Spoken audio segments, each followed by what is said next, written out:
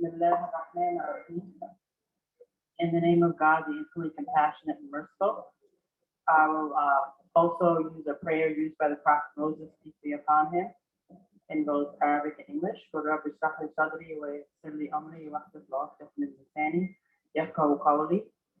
O Lord, my Lord, open for me my chest, grant me self-confidence and contentment and boldness, and ease my task for me, and make the knots loose from my tongue. So I hope it means I hope I say everything correctly in my introduction this afternoon. I'm already messing up, and that you will understand me. Peace, salam, shalom, and namaste.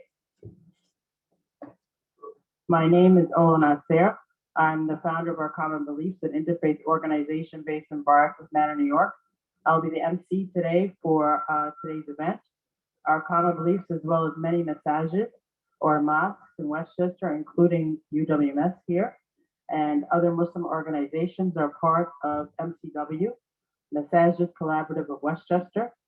Masajid Collaborative of Westchester's mission is compassion, inclusiveness, and community. MCW promotes collaboration among Westchester Masajid mosques and Westchester-based Muslim organizations around actions of common interest in line with Islamic teaching. MCW also promotes connections and partnerships within the Westchester community to strengthen understanding and neighborliness. On behalf of MCW, it is my sincere pleasure to welcome you to our exciting program today on Black History in Islam by Sheikh Mustafa Briggs, author of the newly published book, Beyond Bilal, where he will be highlighting many topics that are in his book, such as the deep-rooted relationship between Islam and Black history, before Malcolm X, Islam in the Americas, female scholars in Western Africa, and the Black companions of the Prophet Muhammad, peace be upon him, and many scholars. You are in for a real treat today, and I'm sure you will learn so much. And I'd like to formally introduce Sheikh Mustafa Briggs. Sheikh Mustafa Briggs is a graduate of Arabic and International Relations from the University of Westminster, whose dissertation focused on Arabic literature and literacy in West Africa. Mustafa started a master's degree in translation at SOAS, University of London, with a specialization in Arabic and Islamic texts, before going on to Al-Azhar University in Cairo, Egypt, to complete another degree in Islamic studies and Arabic language. Mustafa has also frequently traveled to Mauritania, Senegal, and the Gambia to benefit from the traditional Islamic scholarship there, in addition to his formal studies.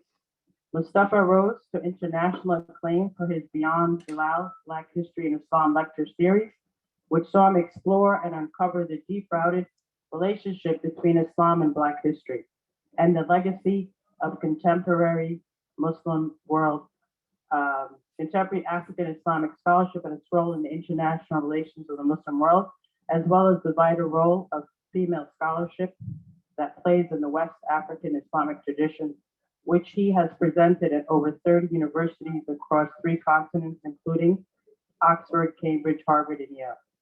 Mustafa has also been featured on international media such as Al Jazeera and Islam Channel to discuss themes such as Islamic history and Blackness and Islam, and is currently working on forthcoming translation of traditional West African Islamic texts, as well as having now published his first book, Beyond Bilal, Black History in Islam.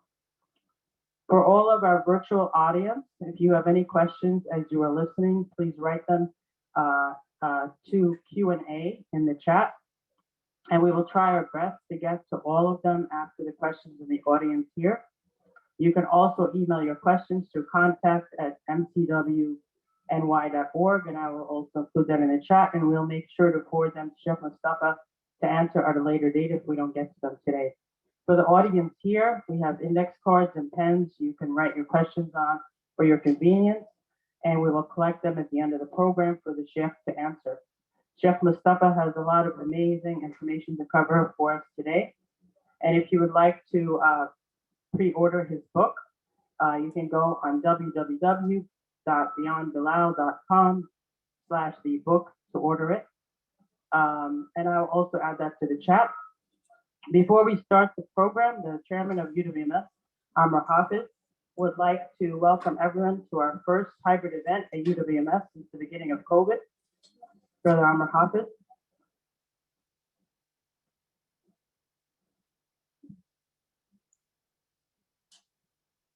Assalamu alaikum. Jazakallah, Sister Aula, for the great effort and the introduction. Assalamu alaikum. Peace be upon everyone. Thank you all so much to those here in this room and to the many who joined virtually. As a chairman of Upper Rochester Muslim Society and on behalf of UWMS Board of Trustees and our community, it's an honor to welcome you to our home, our center in Pleasantville, New York. I would also like to thank the Interfaith Committee that put these efforts and events together. We are grateful to Brother Mustafa Okon-Briggs, author of Beyond Bilal, Black History in Islam, for accepting the invitation of the Masjid Collaborative of Westchester, MCW. I am sure that what we will hear from Brother Mustafa will inspire us as we navigate our lives in a world of diversity. As a partner in this collaborative, UWMS is glad to be able to host this event in cooperation with other mosques and Muslim organizations in Westchester. We appreciate those that have braved the call to be here today. I see familiar faces and some I have not met before. I hope that our meeting today will foster continuing relationships among us. I was told that those joining us virtually not only come from across the United States, but also from Canada and from across the ocean. So a big welcome to everyone. The Upper Rochester Muslim Society is dedicated to serving the Muslim community and building bridges with all our neighbors. We began our journey with a few families. About 25 years ago, we have grown in that time and settled here in Pleasantville, New York in 2019. For us, after years of being nomad, it feels good to finally have a place which we can finally call home, where our children and families can gather and where we can welcome you, our neighbors. In this center, we are able to run an Islamic school on Saturdays, youth and adult programs, and of course our Friday congregation and daily prayers, Fajr, Aisha, and all other prayers. We are involved in community work, including running a food pantry and helping with refugee settlements and many, many other activities. We are able to offer our space to sports programs such as Eastern FC Soccer Club, basketball, and many, many other programs. As you can see, we are a work in progress with support and generosity of the community and friends. We will continue to develop to meet the needs of those we serve. Thank you very much. Enjoy the program. Be inspired and inspiring. Stay well. Salam.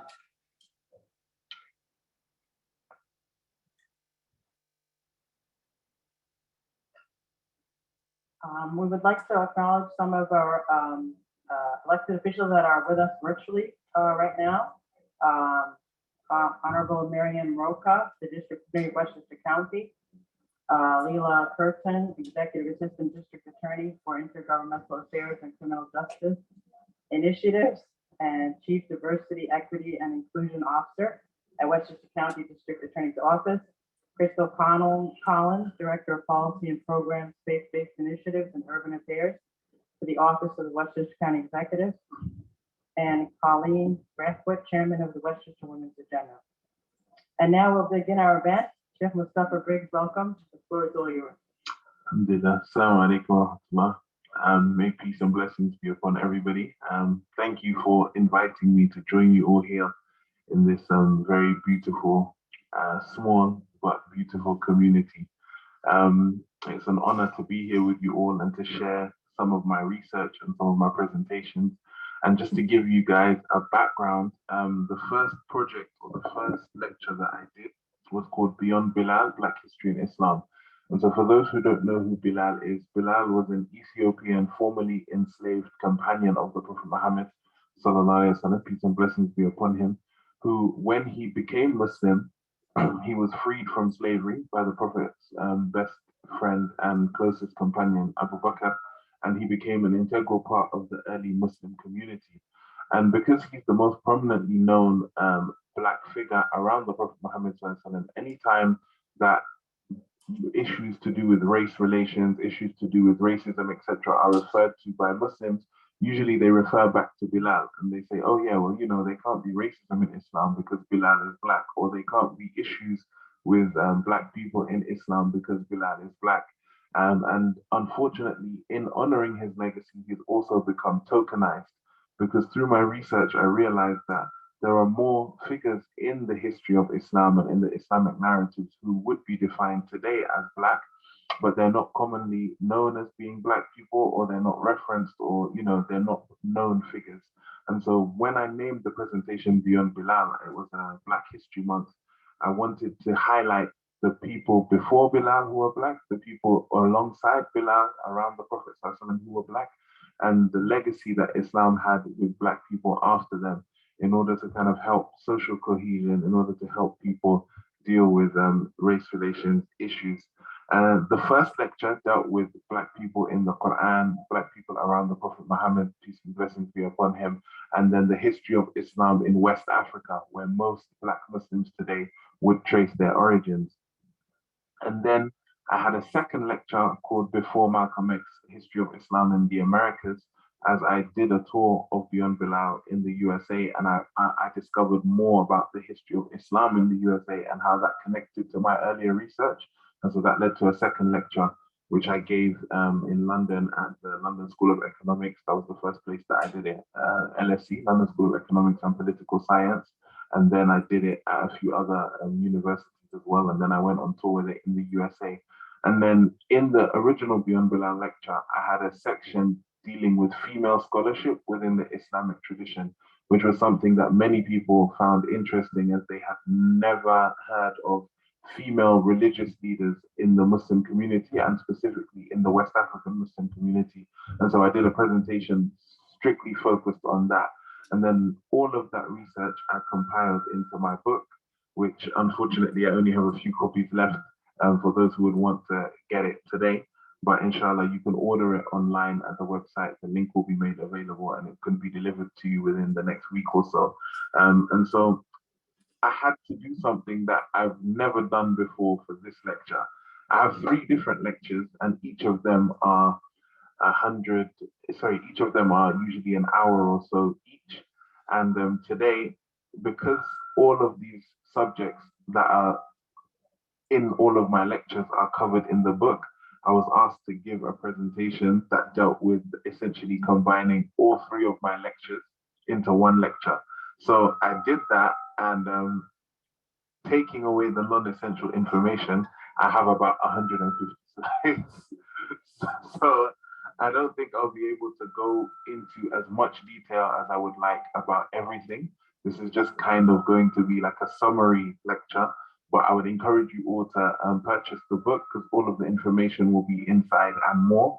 And I'll try my best to kind of highlight what I can. How long do I have to speak? An hour or so? 1 hour? 1.5 hours?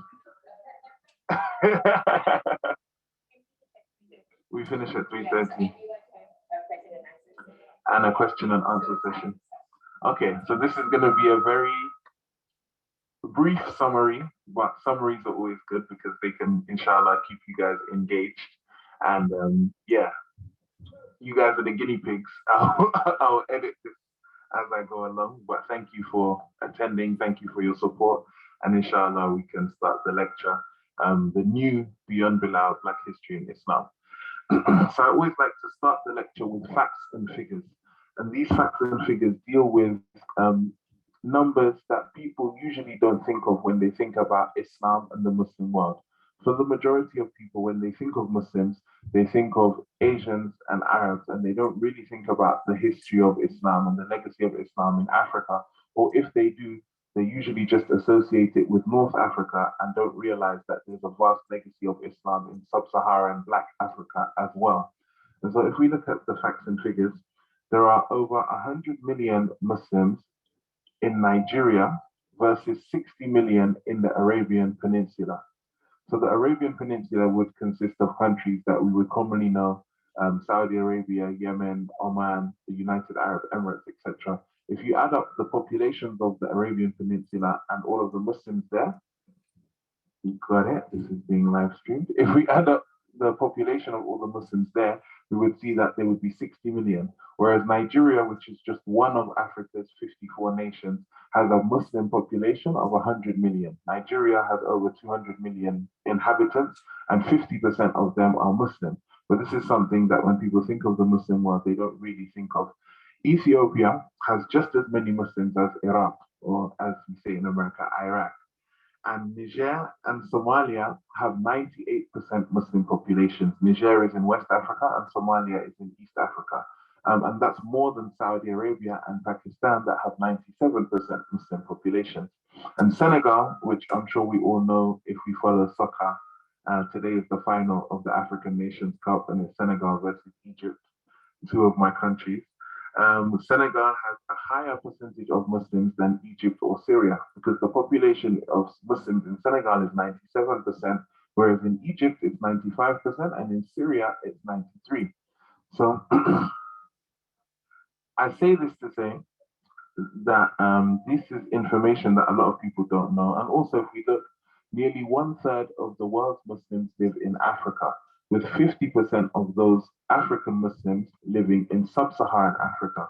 And Muslims constitute 48% of the population of Africa, meaning that Africa is the continent that has the largest or highest percentage of Muslims, as everywhere else, the percentage never reaches even up to 40%. So Africa, we can say, is the world's most Islamic continent, which is something that I'm sure a lot of people haven't thought about before. But when speaking of Black history in Islam, Black history in Islam doesn't start with modern day African Muslim societies. I always like to say it starts in the Quran itself, as there are many people who are described in the Quran as being Black or of a Black skin tone. Race is a very delicate subject, as for example, the definitions of what could be Black vary from society to society and from culture to culture. But if we look at the popular definition of Black in terms of skin color, we can see that we find some very interesting research when we look into the books and we look into the religious books that we share as Muslims, Christians, and Jews. So first of all, there's a character in the Quranic or in the Islamic tradition called Luqman. And Luqman was known as a wise sage. And he has the 31st chapter of the Quran. So the Quran consists of 114 chapters. The 31st chapter of the Quran is named after Luqman. And Luqman, according to the early historians and the early companions of the Prophet, some say he was a Habashi slave who worked as a carpenter. And it was also said that he was from Nubia. And given that Nubia correlates to southern Egypt and Sudan, and Habash, which is correlates to Ethiopia and Eritrea, we can deduce that this Luqman character was East African and was most likely Black. And this is spoken about in the tradition. Thank you. I do get dry mouth and I'm speeding through this presentation. So what's interesting, I always bring Luqman as the first person to talk about because I find it interesting that whenever we speak about certain characters who are known for being Black in history, especially in Islamic history, their status as being enslaved or formerly enslaved is always highlighted. Whereas we have other figures in history who, even though they were formerly enslaved, nobody ever refers to them as slaves. The most famous example would be the Prophet Joseph, who we know in the Islamic tradition as Yusuf. he was also a slave. He was enslaved. He was sold into slavery by his brothers and taken to Egypt, where he worked as a slave in the house of, uh, some say Pharaoh, some say the Aziz. So why is it that whenever we speak about, for example, Yusuf or these kinds of figures, we never call them slaves, but when we speak about black figures, we always refer to them as being slaves? It speaks to this link that we've created between blackness and slavery. That is something that we need to kind of rethink going forward. But what's interesting is within the Islamic tradition, when we look at the Quran, Adam, who is known as the first man in both the Islamic and the Judeo-Christian traditions, is described in the Quran as being created from black mud. And so we have one verse in the Quran where Allah says, وَإِذْ قَالَ رَبُّكَ لِلْمَلَائِكَةِ إِنِّي جَائِلٌ فِي الْأَرْضِ خَلِيفَةً. He says, I'm placing a representative, I'm placing a vicegerent in the earth. And he tells the angels, I am about to create a human being and place them in the earth to represent me. But in another verse in the Quran, um, a more specific description is given where Allah says, وَإِذْ قَالَ رَبُّكَ لِلْمَلَائِكَةِ إِنِّي خَالِقٌ بَشَرًا مِنْ صَلْصَالٍ مِنْ حَمَاءٍ مَسْنُونٍ. So he says, I'm going to create a human being from black mud molded into shape.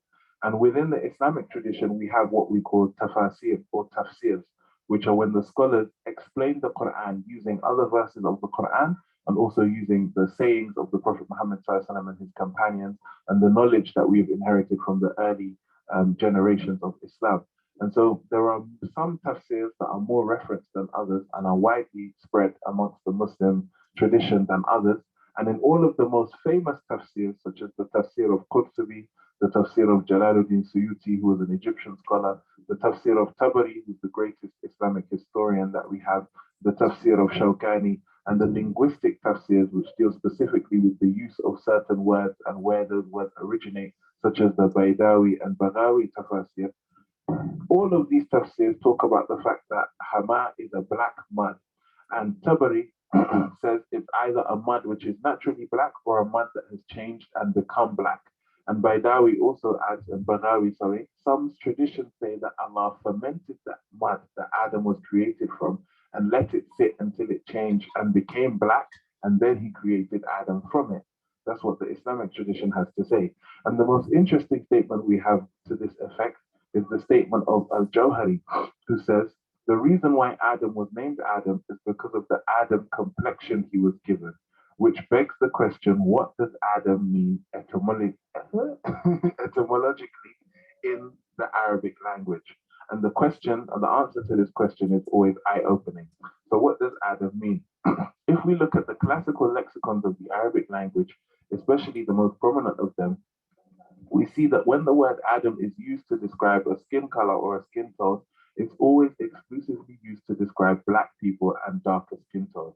So for example, Fiqh al-Lugha, which is one of the early lexicons of the Arabic language, says, the color Adam is blackness in humans, and it is the blackness that surpasses brown. So if somebody is darker than being brown, then they're referred to traditionally in classical Fusha Arabic as being Adam alone, or Adam Shadid al-Udma. And this is a description that comes up again and again, describing a lot of prominent figures in the Islamic tradition. In Al-Muntaqa, which is an explanation of Muwatta, and Muwatta is the first book in the Islamic tradition that compiled hadith and fiqh. Hadith meaning the sayings of the Prophet, and fiqh meaning the legal understandings with regards to Sharia law. In one of the first explanations of the Muwatta, we find that Adam is above brownness, rising over into jet black. So any really dark skin tone would be Adam. And in Nihaya, which is another book, we find the color Adam in humans is an intense brown. And Imam Suyuti in his book Al-Jawahir says, if the yellowness decreases in a skin tone and leads towards jet black, then that person will be described as being Adam, skin colored. And then we have other people who reiterate the same, amongst them Al-Qurtubi and amongst them Ibn Hajar. And they use this to talk about the fact and reiterate the fact that Adam is always used to describe black people. So then what is interesting with that is now when we look at the Prophet Muhammad's descriptions of other prophets, he uses this word Adam to describe their skin tone as well. So he has a hadith, for example, in Imam Bukhari, where he says, وَرَأَيْتُ مُوسَى أَسْهَمَ Adam. I saw Musa, who was Moses in the shared Judeo-Christian tradition, and he was very, very dark, or he was very, very black skinned. And As for Musa, he was a black-skinned man with curly hair. We have this hadith in Sahih Bukhari. And we also have another hadith that was narrated by Ibn Hisham in the Sirah that the Prophet ﷺ said he saw Musa and he was dark as if he was from the tribe of Shu'aina, who were known for their dark skin. And in another hadith, he says, I saw Musa and he was dark as if he was from the people of Zut. And the people of Zut are the people today who would know as Sri Lankans or South Indians, who are always known even within India for their darker skin tones. The Prophet ﷺ compared Musa's skin color to the color of those people. And Qurtubi, who was a famous mufassir of the Quran, explainer of the Quran, he said, وَكَانَ مُوسَى أَسْمَرْ شَدِيدُ السَّمْرَةِ. Musa was very, very brown in skin color. And one of the proofs used for this, which is a story that appears in the Quran and in the Bible. In the Bible, in Exodus, I think it's Exodus 24, verse 3, it said that Musa was affected with leprosy and his hand changed color and became white. In the Islamic tradition, they say that his hand changed color and became white. The verse in the Quran is that Allah told him to put his hand in his pocket and it would change color, but not through sickness. So not through sickness, but through just as a miracle.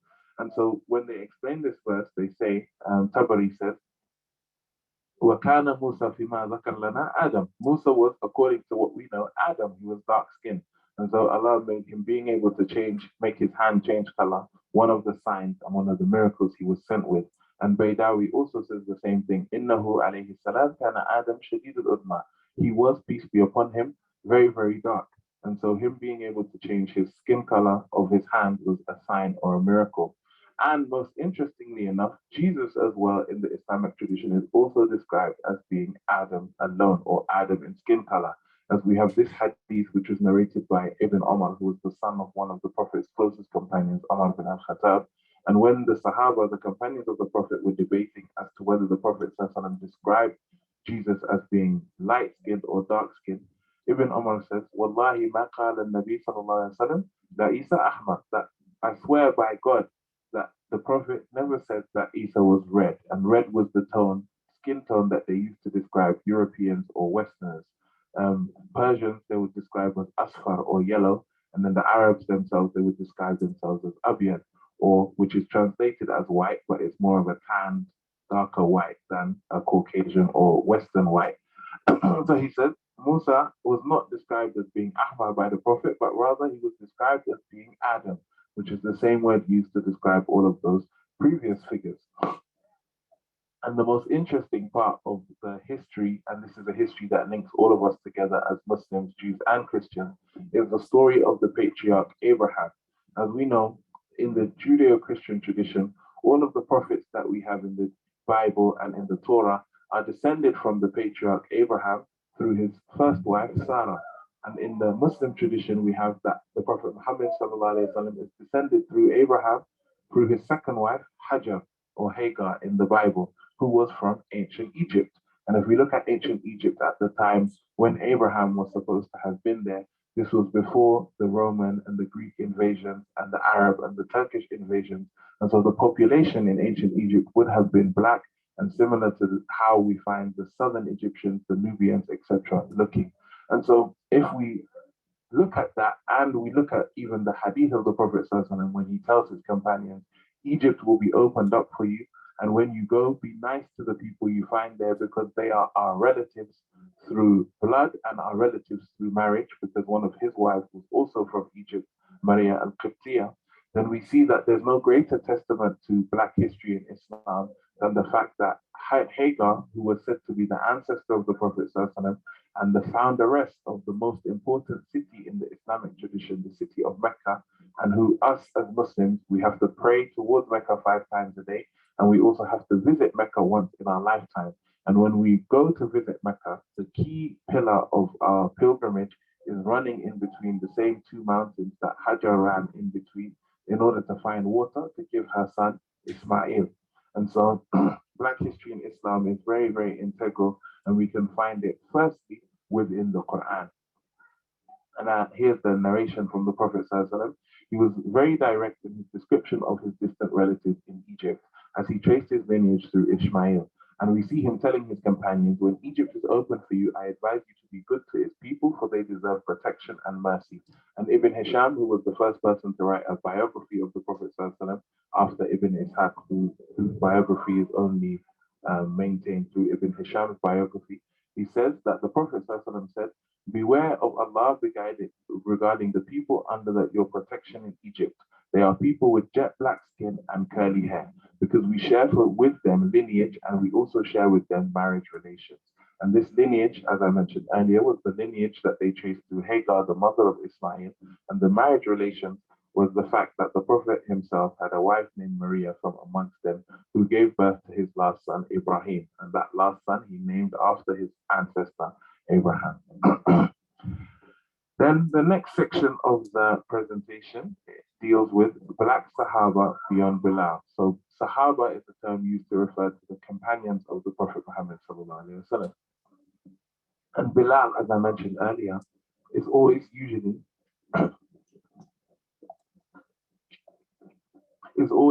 the companion that's most spoken about when we refer to Black people in Islam and Black companions of the Prophet.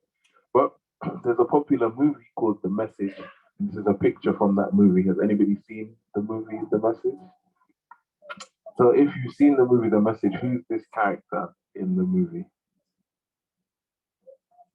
He's the king of Ethiopia, or the king of Aksum, and he was known in the Islamic tradition as Najashi. He's the Negus of Ethiopia. So why this is important is not only is it a testament to Black history in Islam, but it's a testament to interfaith relations within Islam. Because when the Prophet Muhammad ﷺ started his prophetic mission and he was preaching the unity of God and he was preaching about the message of the prophets, his early companions were being persecuted in his hometown of Mecca. They were a small group in number. By the 5th year of the Prophet's mission, they were not more than 40 people. But he advised them that they should move and leave Arabia to go to a country with religious tolerance, a country where they'll be able to practice their new faith in peace. And so a group of 14 companions of the Prophet, including his daughter Ruqayya and his son-in-law Uthman, who became his third successor, and his cousin Jafar ibn Abi Talib, migrated. They crossed the Red Sea from the Arabian Peninsula and into Ethiopia.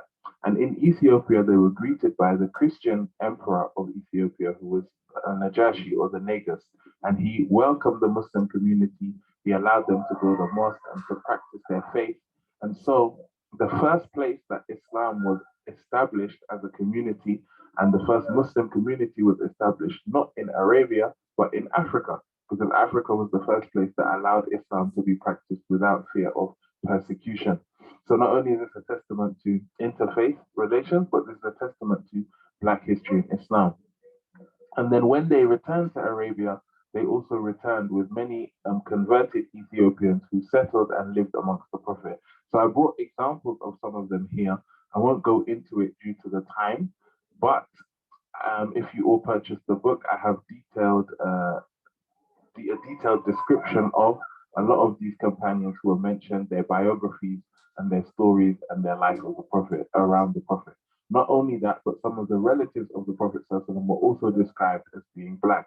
So we have this description of his cousin and his son-in-law, Ali ibn Abi Talib, who was his fourth successor. And in Tariq al-Islam by Imam al-Zahabi and in Tariq al-Khulafa by Imam al-Suyuti, they both describe him as being Adam complexion. They both describe him as being Adam alone.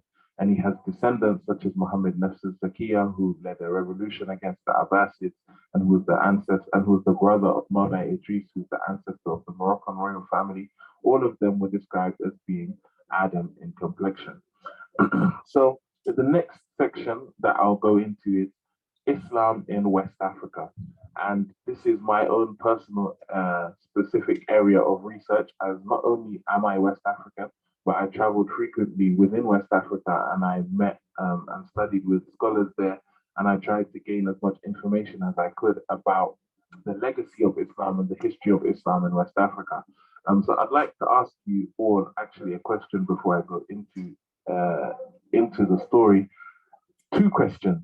Firstly, if we look and we think about the fact that the Prophet Muhammad lived 1,400 years ago, when do you think Islam entered West Africa?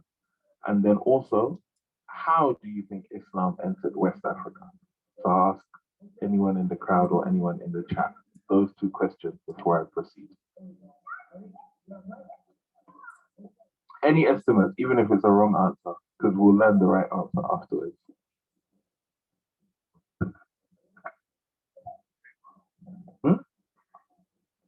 Yes, so Islam entered West Africa through trade. And how long do you think Islam has been in West Africa, or how long do you think West Africa might have Muslims? Mahia Patel said a long time.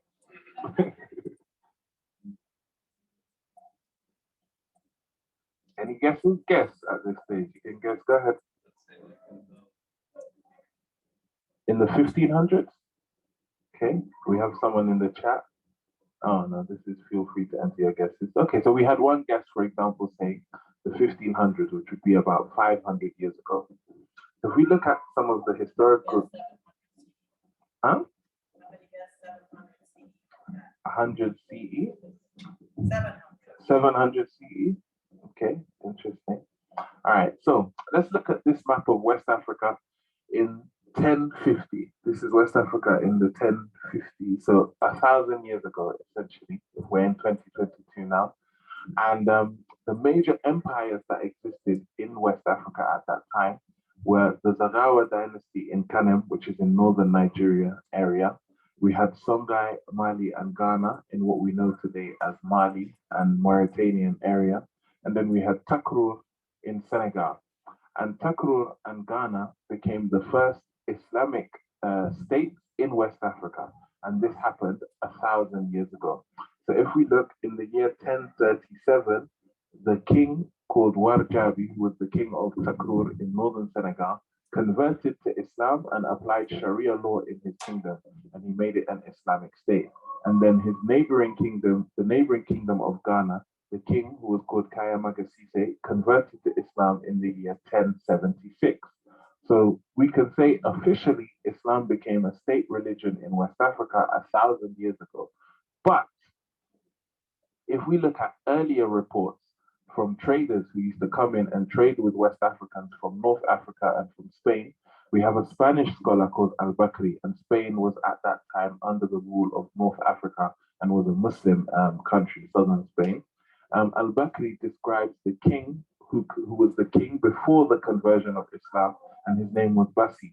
And he said he lived a praiseworthy life on account of his love of justice and friendship with Muslims. And then he said that the capital city of Ghana, which is today in Mali, so it's not modern day Ghana, but it was ancient Ghana, which is named after, modern day Ghana is named after ancient Ghana. He said the capital city consists of 2 towns situated on a plain. One of these towns is inhabited by Muslims and is large and possesses 12 mosques. And then the other town is the town where the king lives with the people who practice traditional West African religion. But the king had also built a mosque within his palace for Muslims who visited him in case they wanted to pray. So not only do we see Islam being well established in West Africa, as over 1,000 years ago, the capital city of the greatest West African empire at that time has 13 mosques, but the Muslims and the non-Muslims are living side by side, with not one of them forcing the other to convert to the other's religion, which is also something I find very interesting, as Islam has a reputation, or people give Islam the reputation that it was spread by the sword, or it was spread through forced conversion. So Bakri also describes the Emperor of Ghana, and he says that the king's interpreters, the official in charge of his treasury, and the majority of his ministers are Muslim. And then he describes how the king used to dress. He used to wear necklaces and bracelets, and he describes the court and how that is. But that's not relevant to our research today. What's also interesting is that he talks about another kingdom, which is, we now know, the neighboring kingdom of Mali. And he describes how the king of the Mali Empire became Muslim and how Islam spread in that region. He said there was a king who had as his guest a Muslim who used to read the Quran and was acquainted with the Sunnah, meaning the example of the Prophet Muhammad. And this man, the king, complained to of the calamities that assailed him and his people. And so the king had this guest, and he told the guest that they were going through drought, that they were going through economic instability.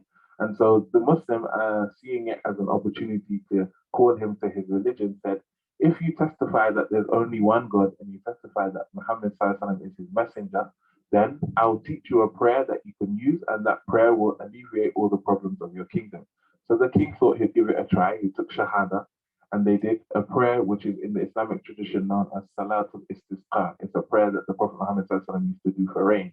And the prayer worked. It started raining, and so the king declared Islam as the official state religion and got rid of all of the pagan idols and the temples that he had within his palace.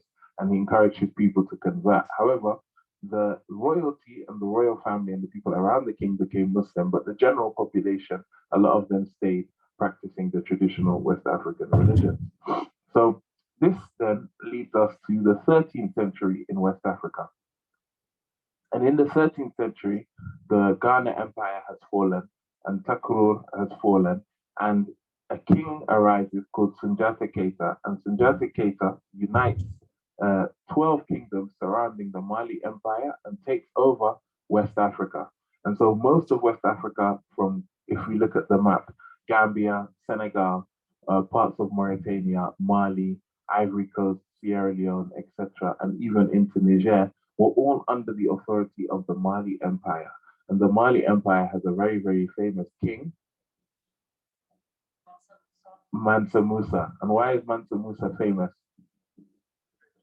He was very rich. Business Insider has named him as the wealthiest person to have ever lived due to the gold reserves that were available in the Mali Empire at that time. They estimated that his worth today, his net worth today, would have been over $500 billion in today's terms, as 75% of the world's gold at that time came from the Mali Empire. And this picture of him is actually taken from one of the first atlases ever drawn in the 13th century, also in Spain, and it was called the Catalan Atlas. And when they drew West Africa, they drew a picture of Mansa Musa with a ball of gold, a nugget of gold, and a crown of gold. So Mansa Musa is also famous because he led a 60,000 person caravan across Africa in order to perform a pilgrimage in Mecca. And during this journey, he gave away so much gold. For example, when he stopped in Egypt, his entourage spent and gave away so much gold that they caused an inflation in Cairo. And 50 years later, Ibn Khaldun, one of the famous historians, was writing and said the price of gold has still not recovered 50 years later after Mansa Musa's visit. So he was a very, very famous person in history, and I talk about him more in detail in my lecture before Malcolm X. But aside from his wealth, what is very interesting about Mansa Musa is his dedication to education and community building. So when he returned from his pilgrimage, he made it a point to build mosques. And the mosques not only served as places of worship, but they served as some of the world's first universities and Africa's first universities. So this is the mosque in Timbuktu. It's called the Sankore Mosque. It was built by Mansa Musa in the year 1327 or 1329. But the Sankore Mosque is very interesting, and I've done a video about the Sankore Mosque, which I'll play for you here. Legacy of scholarship, the Islamic world, and Islamic culture. We pride ourselves when speaking about science. Let me pause it and see the feedback. How can I get rid of that? Or do I turn this off?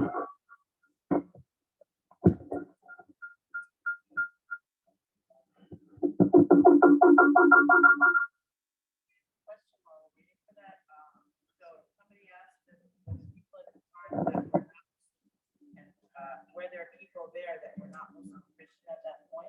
In West Africa. So in West Africa, there were no Christians there at that time, but it was people who practiced traditional West African religion or Muslims. Christianity only entered West Africa when Western countries invaded West Africa in the 1700s, 1800s, and with colonization. The colonial powers, the British and the French colonial powers, were the first ones to build churches. But before that, it was either you're Muslim or you practiced West African. East Africa, however, Christianity was very well established.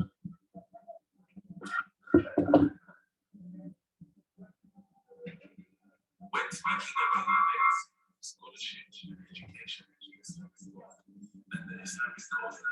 We pride ourselves in scholarship and excellent education in our community, such as the Academy University or Al-Azhar University in Egypt, which are considered to be the oldest universities in the world.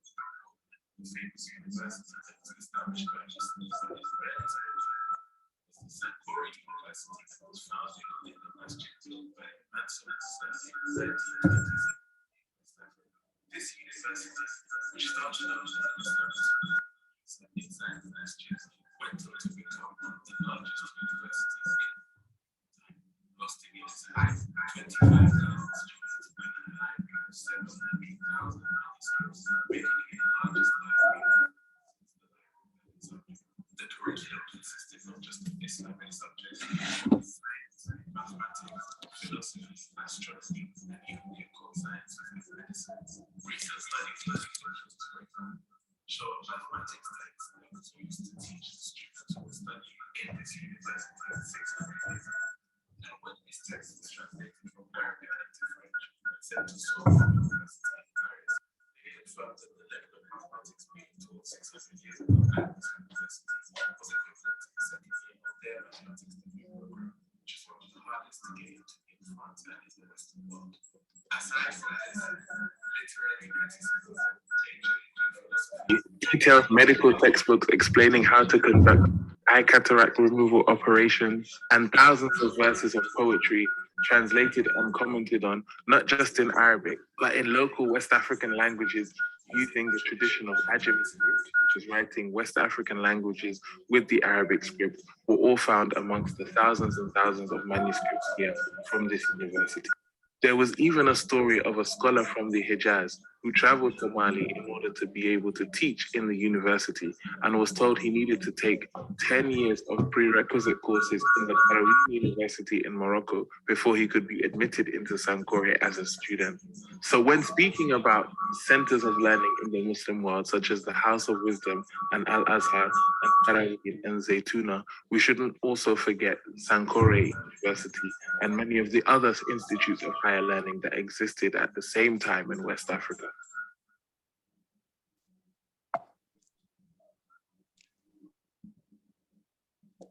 Yeah, so how many people were aware of the existence of the Sankore University? Right. And let me mute this. Okay. Where's the... Is it okay now? Okay, perfect. No. Still echoing. I'll mute it. Hello? Okay, perfect. And no, okay. So Sankore, and then how many people were aware of the fact that there were even universities in West Africa 700 years ago? Yeah, new information. So these mosques that were built by Mansa Musa still exist today. And what's interesting is that they were also ecologically built with mud brick. And they have a tradition in West Africa of renewing the plastering of these mosques every year. So this is a video of the Jenne Mosque, which is another mosque built around the same time. It's nearly 700 years old. And every year they have an annual cultural festival where they replaster the mosque, and then you'll see how the community and everything comes together to make that happen.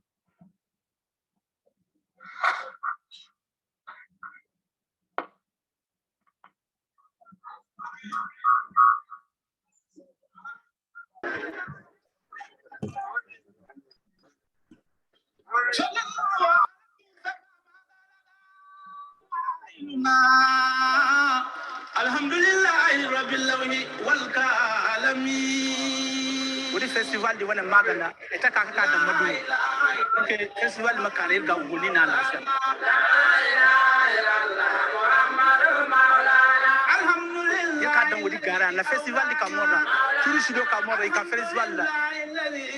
Idan we video na lafiya ikoi ka yena lafiya hayna bishir guri ye koyra se guri be. Bishir koyra se mojer.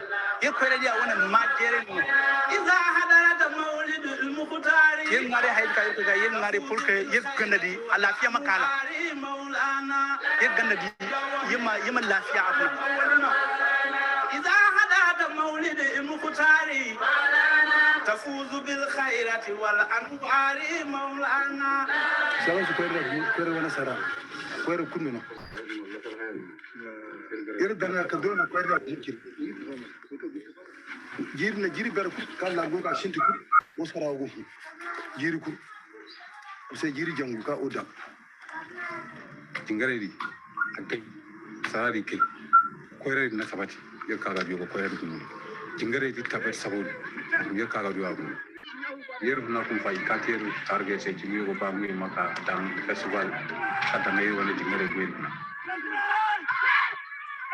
ير يدن نبي سيمو ير نو اغوين سولي لا غودو مكا سوانا مي الوقت كوكي من كا دان بيت نتر tout jeune de la ville de Djenné. Et chaque année, à chaque récital, nous participons tous à ça.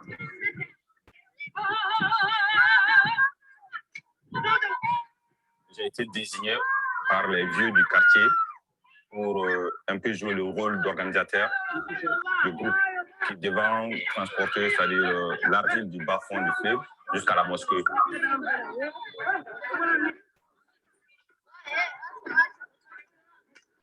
Et une fois arrivé au niveau de la mosquée, diriger les jeunes pour apporter, c'est-à-dire l'argile là aux maçons. Il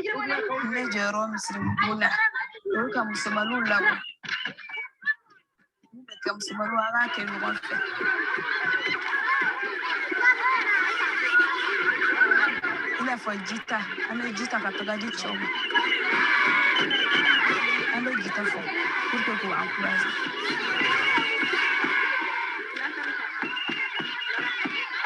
On a toga di jibe ke bogori la ka bogonoli, toga ni no bogori.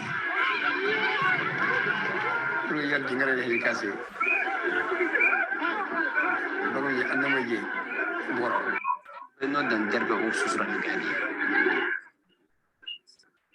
يجي يارغا جيل كو ياني كاي ولو نو سياسا يا يرفودا ايش يارغا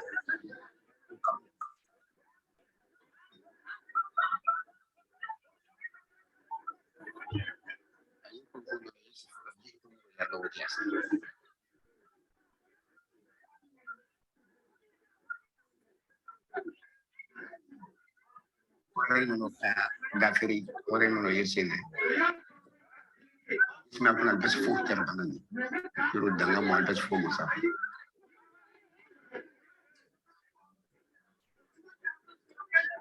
Dia guna iri ka kuna kaci wera di kurfata. Wafa kurfata.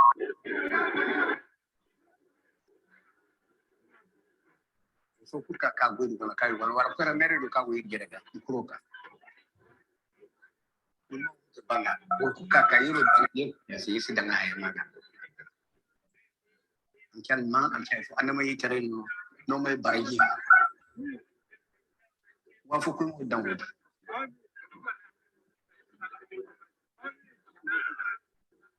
yego gobe kono concert wana lo xaral mo ko won mo biani jekane do ka tonton ya illa kar ko concert illa kar go wona mi ci yonta na inter aku bu yandi ya aka kanani to goidi agumo. J'ai participé et c'était vraiment inoubliable parce que Moussangre, tout le monde le sait, c'est une star internationale. C'est pas tous les jours qu'on a la chance de le voir, surtout ici à Djenné.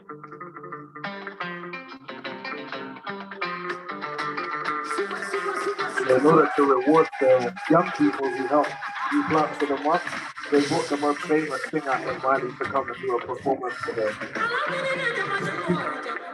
They hosted an international music festival.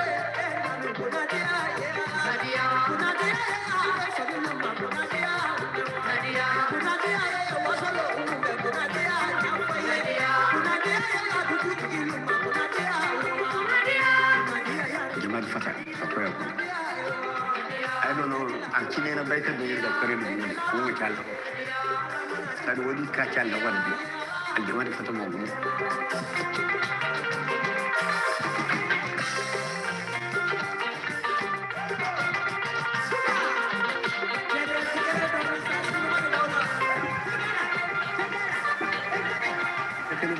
Parentally, I'll go chicken with that in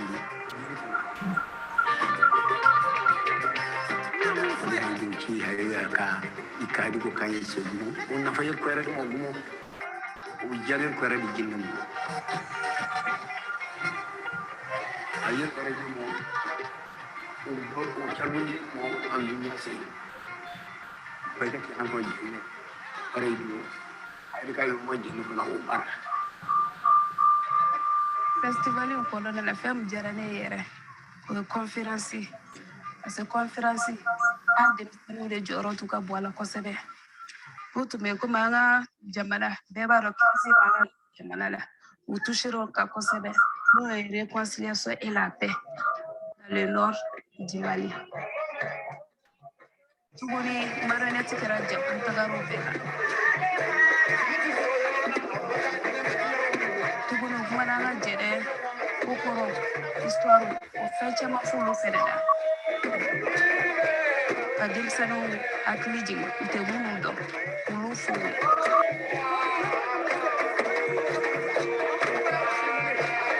Franchement, j'ai été quand même très touché parce que le festival, c'était une première édition à Guinée ici. Et ça a surtout mis en valeur la culture de Guinée qui a tendance quand même à un peu disparaître pour nous, jeunes de la nouvelle génération.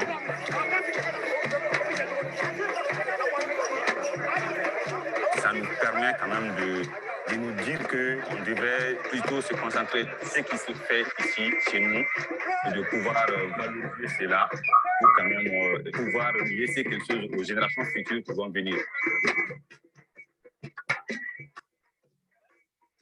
Et donc, et surtout de ne pas laisser ce dont on a hérité de nos anciens parents.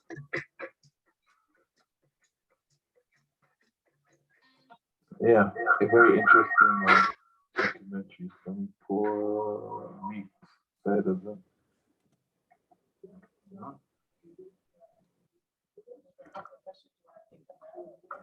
Yeah, I'll take them now. How long do I have left? 3 o'clock. So we'll stop do we stop the presentation here? A few questions? Okay, I'll go into the question and answer. Are the manuscripts here in a museum or displayed somewhere in Africa and place to be visited? Okay, yeah. So if you travel to Mali, I mean, now Mali is going through a period of political instability.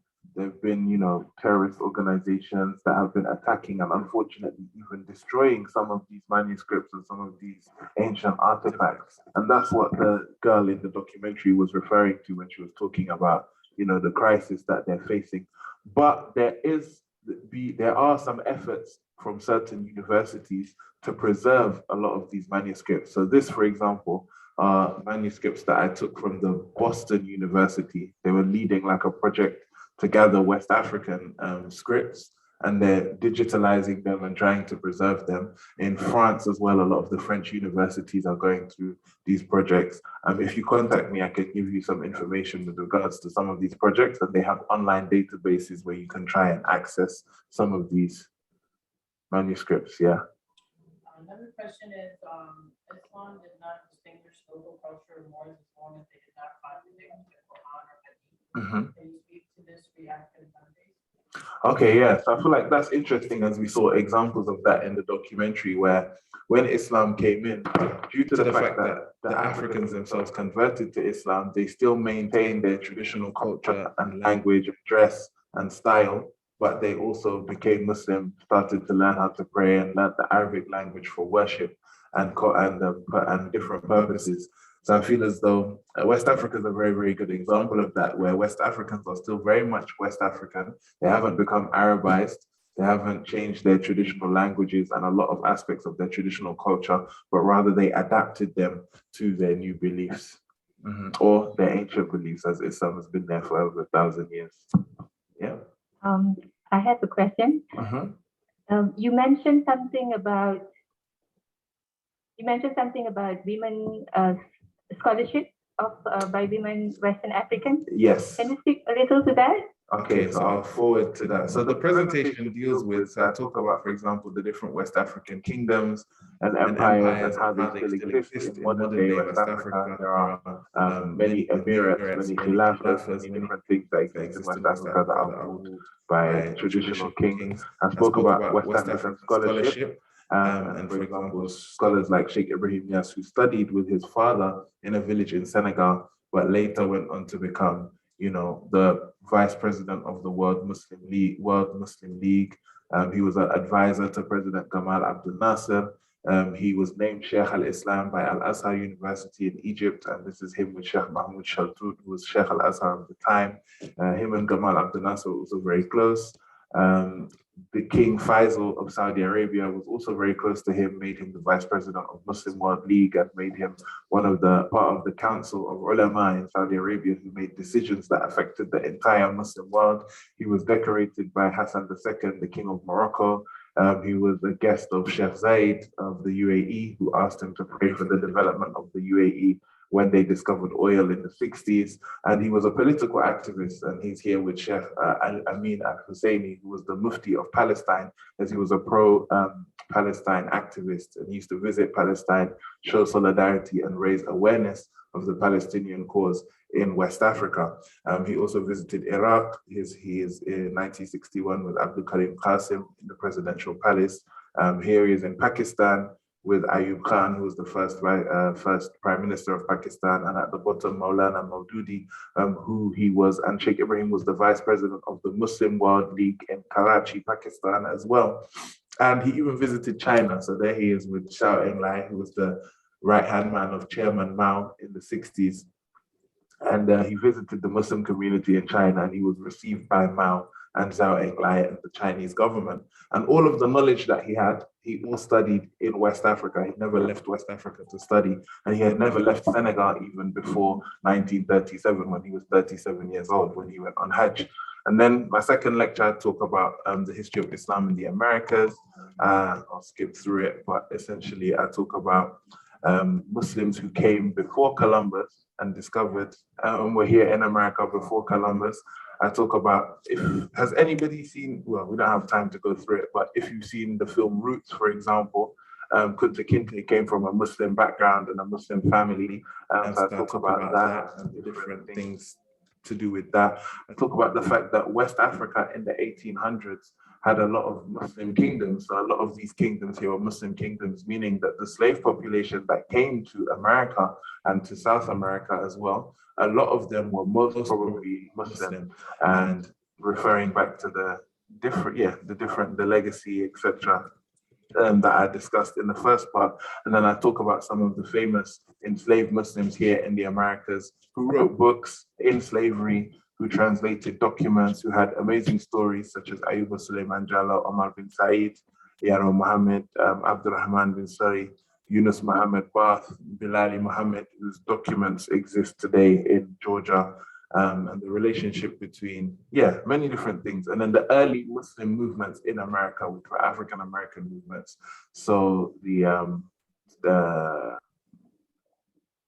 Moorish Science Temple in the 30s, the Nation of Islam and how they converted to Sunni Islam in the city, and then early other Muslim, Sunni Muslim African American communities that existed in the 30s and 40s that a lot of people don't know about, because many people believe that African Americans before Malcolm X didn't really know about Sunni Islam, whereas back in the 30s we had, for example, sheikhs such as Muhammad Izzuddin, who studied in Cairo and came back and were establishing their own Muslim villages in Jersey and in upstate New York, etc., and converting people to Islam. So my wife, for example, is African American Muslim, and her family have been Muslim for 3 or 4 generations. And there are many other families like that. It was before the 60s.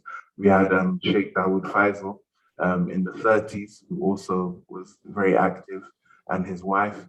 And and even Muslim villages that exist today. So here in upstate New York, there's a village called Holy Islamburg, which is where my wife actually comes from. It was built in the 70s or in the 80s, and they have like their own town council and everything, and they're Muslims and they, practice Islam, and they live there here in upstate New York. And then the relationship between West African scholars and African Americans starting to send their children to Africa to study the Quran. The first African American Hafiza of Quran who memorized the entire Quran did so in Senegal. And that led me into the last section, which is Daughters of Fatima, my last lecture, female scholarship within the African Islamic tradition. So we all know about, for example, imams and sheikhs, scholars and religious leaders. And most of the ones that we talk about in history are men. But why West Africa is interesting is because there are a lot of female West African scholars as well who have very, very influential positions within society and within their communities. So I began this by talking about the Prophet Muhammad's approach to female scholarship within his time, as his wives, for example, Aisha and Hafsa, were both considered female scholars. Most of the Islamic law that we have comes through his wife Aisha, and the Quran that we have itself, the copy and the version that we have, was the version that was preserved with his wife Hafsa, and she had memorized the entire book. And when Sayyidina Uthman wanted to make official copies, it was the copy that Hafsa had that he used to make the official Quran that we all use today. So female scholarship is a very, very essential part of the Muslim community. And I talk about this, I talk about the female scholars in Egypt, such as Sayyidah Aisha, Sayyidah Nafisa, Sayyidah Zainab, and their contributions. And it's all in the book. So you guys make sure you grab the book and you can have it in more detail. And you know, the first university, the oldest university in the world, established by a Muslim woman in Africa called Fatima al-Fihriya. And then when I spoke about West Africa, I spoke about Nana Asma'u Danfodio, who's a very famous figure in northern Nigeria. Not only was she a religious scholar, but she ran an organization that dealt with female education. So she would train women, teach them for a number of years, and then give them all certification to go back into their communities and teach. And not only that, but she dealt with social projects such as farming, teaching women business skills, teaching women agricultural skills, to not only give them religious education, but also give them practical education that they could use to improve their daily lives. In West Africa, in Senegal, one of the most famous religious figures that we have is Sheikh Ahmed Bamba. And he was a student of his grandmother, and his mother was also a known religious scholar as well. And he trained his daughters to be the same thing. So most of his daughters, he had, I think, around 20 or 30 daughters. They all memorized the Quran, and a lot of them became scholars.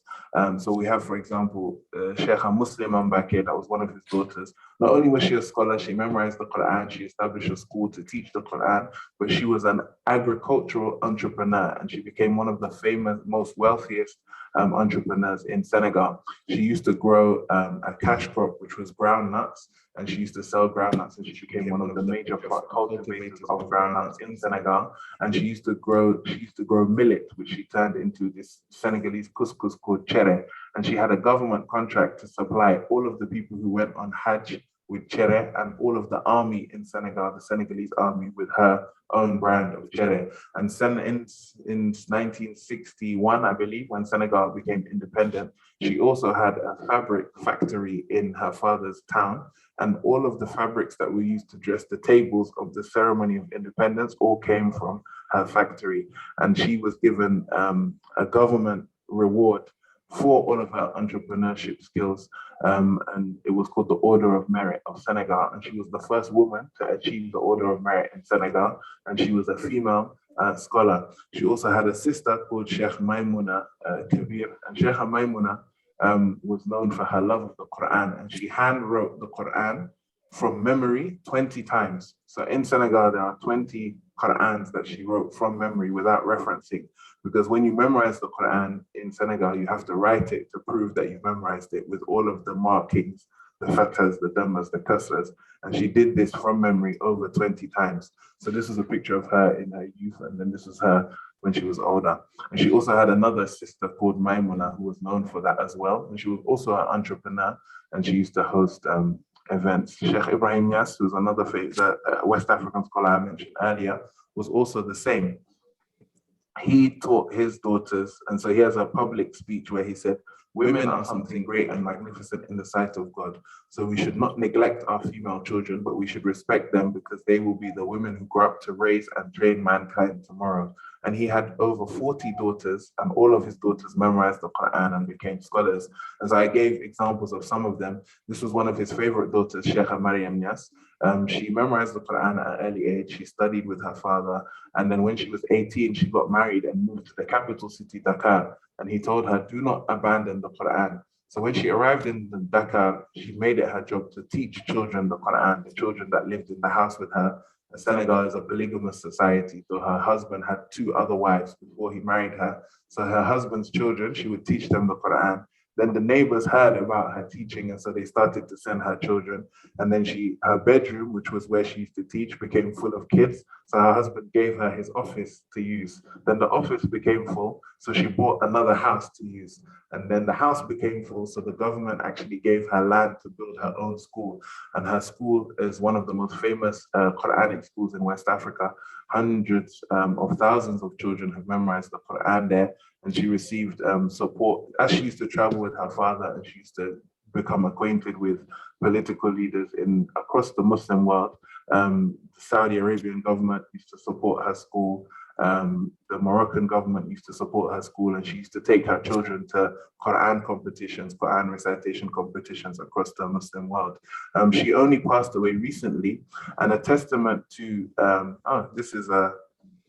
I'll play a little clip of the documentary. I know I'm over time, but I'll just give you guys a small example. This was when Al Jazeera, which is one of the most famous media companies in the world, visited her school in Senegal. برنامج زيارة خاصة تنقلنا هذه المرة إلى دكار. جئت إلى هنا إلى السنغال لألتقي بسيدة نذرت حياتها لنشر الإسلام وتنشئة هؤلاء الأطفال على الدين الحنيف، ولكنها لعبت أيضا أدوارا سياسية حيث قامت بوساطة مثلا بين السنغال وإيران أو بين السنغال والسودان. يسعدني أن أستضيف في هذا البرنامج السيدة مريم إبراهيم ياس. أعوذ بالله من الشيطان الرجيم. بسم الله الرحمن الرحيم. إن الله اصطفى وآل إبراهيم وضعت وليس الذكر كالأنثى. كنا لنهتدي لولا أن هدانا الله. الصلاة والسلام على خير خلق الله سيدنا محمد عليه الصلاة والسلام. هذا كان أمسك بغير حساب. والدي معروف في عالم الأولى بكل شيخ الإسلام شيخ حاج إبراهيم. It's a long interview and it's in Arabic, and I forget. Not everyone speaks Arabic. I could understand it, but a lot of people don't. But it has been translated. So if you'd like the translation of the interview, I could send it to you. And another testament to her dedication to education is the fact that her son, Professor Usman Khan, is the head of the Islamic Studies Department in Harvard University currently. And he's also a professor of African and African American studies at Harvard. And he has a tenured professorship. She taught him the Quran herself, and she made him study all of the Islamic sciences, but then she also sent him to French school so he could get a Western education. And he managed to become a doctor, get his PhD, and then get tenured professorship at Harvard. And she visited him there recently, and I was able to see her before she passed away in 2019 in Boston when I gave a lecture at Harvard as well. She also has a sister, Sheikha Ruqayya, who is a famous author. She wrote a lot of books that are used as the curriculum to a lot of Islamic schools in West Africa. And her father used to send her across West Africa to teach and preach. So this is her recently in 2016. She's nearly 90 years old, or if not 90 years old already. And this was her in her youth when she was teaching and preaching across West Africa. So this is the first book one of the first books that she wrote. You can see how young she was on the cover. And this is her in Sierra Leone with some of her students who are standing up behind her. And the small boy next to her is her son, Sheikh Ahmed Bukar, who's now a scholar and a teacher. And this is her in Nigeria after she gave a lecture in a mosque. And the man sitting next to her is one of her former students. And he's one of the most famous Islamic scholars in Nigeria currently. So when she visited him, he honored her and he gave her, a parole in the mosque, and she gave a lecture. And this is her praying for the people who attended the lecture afterwards. She was also an advisor to the Jimmy Carter Foundation. And so she visits America every year to have meetings with former President Jimmy Carter, that's them there, at one of the fundraiser dinners, as he had projects for female development in West Africa that he wanted to run. And they said she was the best person to advise him on how to go about that. So she has an advisory role in the Jimmy Carter Foundation. And then this is how, with one of the shuyukh in Azhar, who came to visit one of the schools that she had built in Senegal.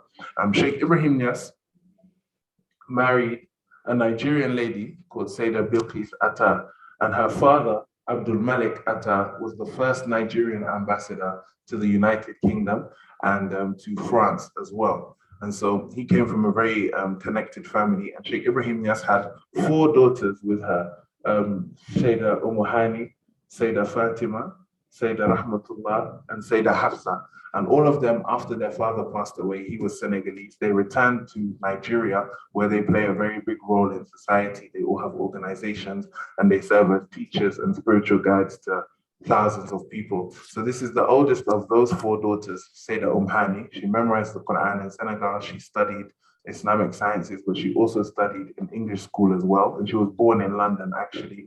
And the BBC, which is one of the major broadcasting houses in the world, interviewed her about her work and the legacy of her and her father. But it's BBC News Hausa, so it's in her native language of Hausa, so you won't be able to understand what she's saying. But just to show you that matsayin da Allah ya bashi yau, shi masoyin soyayyarsa da manzo Allah sallallahu alaihi wasallam shi ya bashi. Oh yeah, she did this. Bakin cikin ma baya musu. Bakin cikin ma. And then she also has another sister called Sheikha Khairi. And Sheikha Khairi was married to one of her father's students in Niger. And Niger is an interesting country in West Africa. It has one of the highest levels of illiteracy and infant mortality and a lot of health issues. And so when she saw the poverty, and it's one of the highest levels of poverty in the world as well. So when she saw all of the problems that were happening in Niger, she decided to do something about it. And she started an NGO called Nasiratuddin, which means the female helpers of the religion. It's an all-women NGO that has now over 200,000 members. And not only do they provide religious support and guidance and education, but they have a microfinance scheme and a business entrepreneurship scheme to encourage female entrepreneurship. And then they also build clinics that provide free healthcare for women and children. And so because of that, Tufts University, there was a professor at Tufts University who did research on her and traveled to see her work in West Africa. And then after she published her PhD, the university decided to invite Sayda Khairi and give her a reward called the Global Humanitarian Citizen Award. So Tufts University is in Massachusetts, and they gave her this award for outstanding leadership and service to the global community in pursuit of a more just, equitable, and peaceful society. And then I spoke about female leadership in the Muslim community in the US, as one of the first mosques built was built by Chef Dawood Faisal and his wife, Lady Khadija. And she was also the president of the Muslim Ladies Cultural Association. And this was in the 30s and 40s. She was an African-American woman, and she provided guidance to hundreds of women across the country from the 30s all the way into the 90s when she passed away.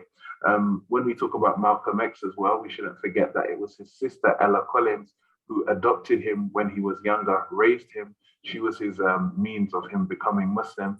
And when he went on his famous pilgrimage to Mecca in his final years, she was actually the person that sponsored that pilgrimage and encouraged him to go.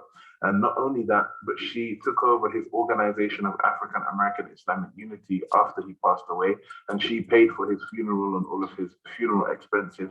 And then she gave 35 scholarships to the people who were given this.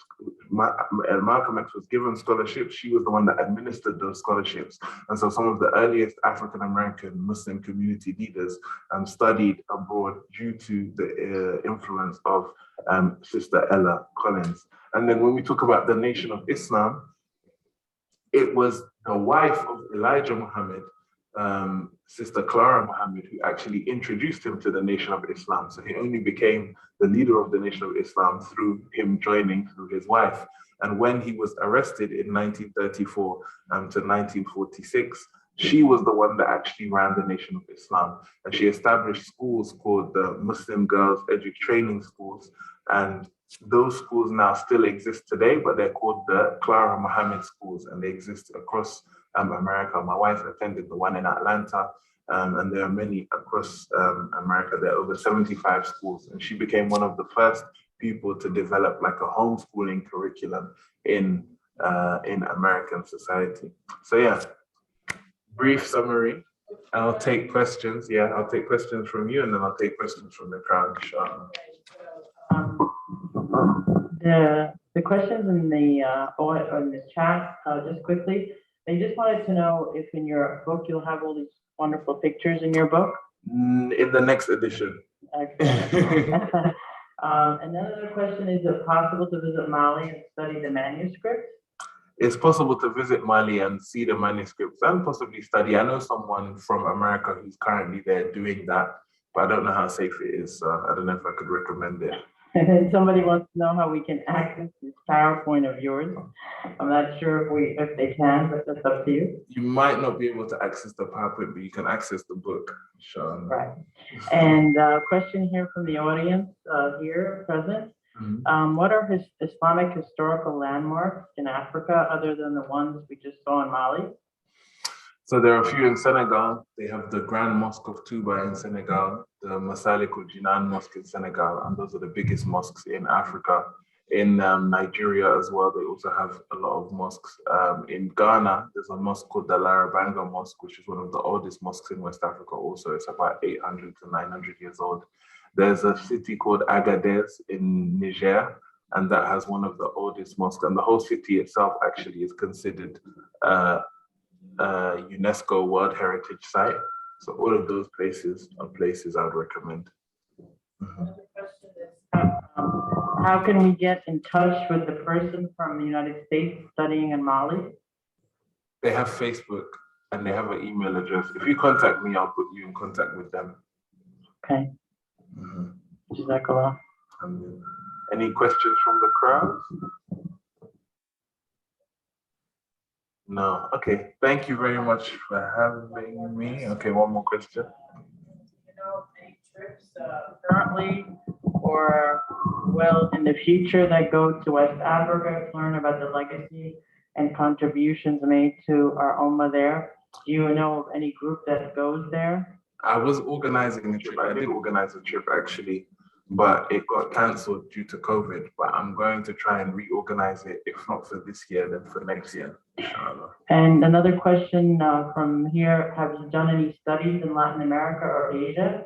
I haven't done any. I haven't visited Latin America or Asia, actually. I've been to Puerto Rico, but that doesn't count. Everybody in the chat saying thank you very much. It's been a very interesting discussion. Alhamdulillah. I did have a lecture called Africans in Asia, which was about the relationship between, I have that lecture in terms of Asia, but other than that, I don't have anything. All right. Yeah, definitely. Yeah, go ahead. Can you talk to us about your... Do we have time? Yeah, this is just for me. I didn't ask questions. I'm asking everybody else's questions. So, do you have, can you explain to us, how the West Africans, when they came over in the slave trade, and their families that are here now in the United States, and how have they were able to keep their legacy alive? So essentially, so I detail this in the book, but essentially they weren't able to keep their legacy alive. And so Islam was basically disappeared in the African-American community between the time of slavery and the time when slavery ended. But it's only after slavery ended and people started to study and read, and there was a prominent Black liberation. He was a leader of the Black liberation movement, and he served as an inspiration to people like Marcus Garvey, etc. His name was Edward Blyden. And Edward Blyden moved back to Africa in the 1800s after the slave trade, and he observed the Muslim communities there, and he wrote a book called Islam, Christianity, and the Negro Race. And that book encouraged a lot of African Americans to start to look into Islam as an alternative to Christianity. And then that's what led people to go on missions to start searching for Islam. But what's interesting is that it was mentioned in one of the enslaved people, for example, he made a dua, which is a dua that we find, a dua is a prayer or a supplication. And he wrote this dua and he used to carry it with him. And the dua was the dua of Abraham. And that prayer was, Allahumma ij'alna muslimayni laka wa min zurriyatina ummatan muslimatan laka. So Abraham, when he established the Kaaba in Mecca, and he left his son there, he prayed that his descendants would be Muslims who submit to God, because Islam just means submitting to one God and being monotheists. And we know that after Abraham passed away and Ismail, the Arabs for a long period of time had strayed from monotheism. They used to worship idols. They believed they had a polytheistic society, and they came away from the religion of Abraham. And then the Prophet Muhammad was sent to bring them back to that original religion. And so many of the slaves saw their position similar to Abraham's position, where they were worried because they saw that they were not able to practice their culture and their faith. And so they prayed that their children or their descendants will be brought back to that faith. And so even though Islam did disappear within the African American community, the fact that so many African American Muslims converted to Islam are still converting to Islam. And the majority of Muslims in the United States, 25% are African American. It's a possible sign that that prayer, which was made not only by him or her, but by thousands of Muslims, slaves, was probably a prayer that was answered. Another question from the chat. Do you have any advice for the younger Muslims from any advice for the younger Muslims from non-Black communities, how to reaching out regarding this subject to fellow youths, older generations, even whatever they can do? I'm not marketing, but buy the book. Because you can learn. The more you learn, the more you know, then the more you can see how you can share that knowledge and impart that knowledge to others and practically apply that knowledge in your interaction with other people. Yeah. Do we have any questions in the room?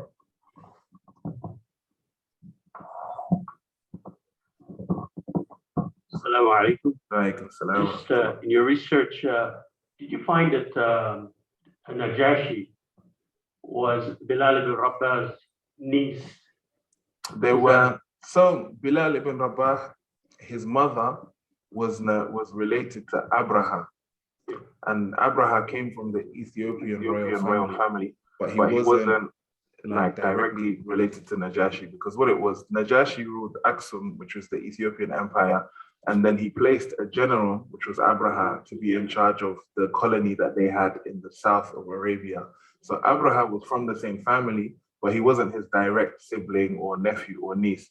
And Hamama, who was Bilal's mother, was related to Abraha. So when Abraha invaded Mecca in the year the Prophet was born, that's when Hamama was captured and sold into slavery. That's how she came about. So they were distantly related, but they weren't that directly related.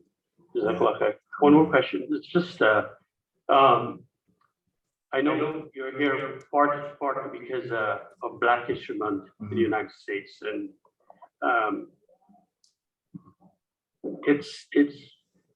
I think we have a lot more to do as Islamic scholarship in terms of, if you look at the secular scholarship or scholars who are like, say, for example, Craig Considine from Rice University, who wrote The Humanity of Muhammad.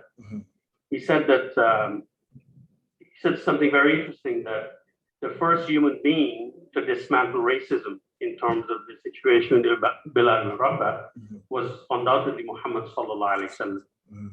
If you look at Chase Robinson from Harvard University, he says that for the first 100 years of history, whether you look at European history or Greek history, the first 100 years of Islamic history was known as probably the Renaissance of the world. How do we change this narrative? It's kind of, here you have celebrating Black History Month in the United States, but nowhere is the Prophet ﷺ is mentioned, by us, imams or scholars and you have Western academians making these profound statements and these scholarship work. What's your, suggestion as to how we get the Prophet ﷺ in the mainstream? Well, I feel as though this is going to be like a very kind of, it might not be a practical example or a practical solution, but I do feel as though the example that you gave clearly shows that even if we don't do the job will get done, in the sense that Allah in the Quran promised the Prophet ﷺ, he said, we've raised your mention, meaning that he will be mentioned and he will be known, and his contribution and his service to humanity is going to be known. So us as Muslims, it's up to us to educate ourselves about this and then educate others. But even if we don't do it, Allah will bring somebody like this Professor Craig, who's not even Muslim, to do it for us. So we've been slacking on the job. Somebody else picked up the ball and ran with it, because that's a book that should have been written probably by a Muslim, but it was written by somebody who wasn't Muslim but recognized that aspect of the Prophet. And even that is more touching and more, it affects people in a deeper sense, because if a Muslim wrote it, they could say, oh yeah, well, they're just promoting their Prophet. But somebody who has no intrinsic benefit to gain from talking and praising the Prophet is somebody that's doing all this research and putting that knowledge out. That's not only a testament to the Prophet's work, but it's also a testament to the fact that we can also learn and study from these people. Because Muslims, if we speak truthfully, we do not value traditional Islamic scholarship as much as we value Western academia. Everybody, when they have children, they don't think, let me send my child to memorize the Quran and study Arabic. They say, no, let me send my child to the best school so they can go to Harvard or Yale or Cambridge or Oxford or wherever. So Western academia is the future of education, due to how historically everything has unfolded when it comes to, colonization and globalization and all of these things. And so the solution also would be for more Muslims to become involved in academia and make contributions as well. And education, just spreading the knowledge so that even non-Muslims who are interested can have access to this information and also put it forward, as Professor Craig has done. Yeah. Tell us a little bit about the famous Medina Bay. Medina Bay, yeah. So Medina Bay, Sheikh Ibrahim Niass that I mentioned earlier, he established his own village in Senegal called Medina Bay. And Medina Bay was where Sheikh Hassan Sise had the African American Islamic Institute, the first African American woman to memorize the Quran there. They have it's a very spiritual city. It's a city that I've been visiting since 2009. I've studied there, I've lived there for weeks. And there's a lot to say about Medina Bay. Yeah, that's another presentation for another time, I guess. Inshallah. I think we're going to call it an evening. Yes. And we thank our Sheikh Mustafa-Briggs for coming all the way from London. I don't think you came directly from London, right? You came from Egypt. I came via Egypt, but yeah. So inshallah, I'm going to hand over to Sister Ola for closing remarks. But before we do, if there are more questions in the room or anyone listening online, then inshallah, you can send those questions to contact@mcwny.org. That's MCW, Masjid Collaborative Westchester, ny.org. And one of our volunteers will inshallah get back to you as soon as we can. I'm going to hand over to Sister Ola, but before I do, Sheikh Mustafa, just remind us how we can get a copy of your book. So you can order the book from the pre-order link, which is www.beyondbilal.com/thebook.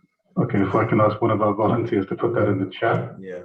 And hopefully if you can take note and inshallah get yourself a copy.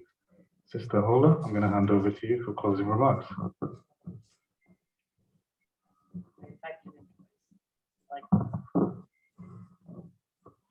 I just want to say Jazakallah khairan to everyone for being here and on virtually.